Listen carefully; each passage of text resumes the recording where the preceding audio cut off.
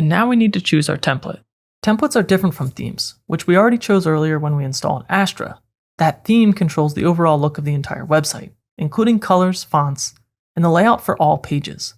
A template, however, only controls the layout of one specific page, such as a home page, about page, or a contact page.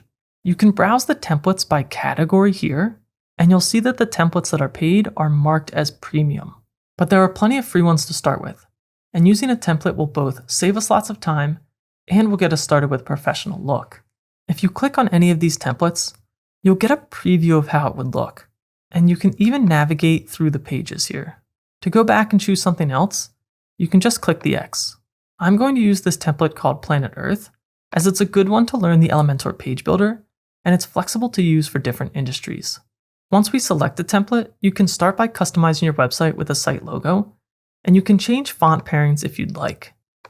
Below that, we can experiment with new color palettes, but for now, I'm going to stick with the defaults, and we can click Continue.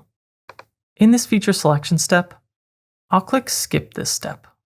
If you see this insufficient memory limit, you can choose to skip and continue here as well.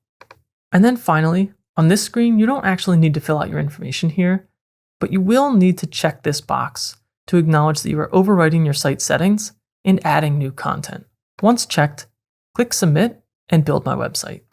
This will take a minute or two, but once it's complete, you can click here to view your website.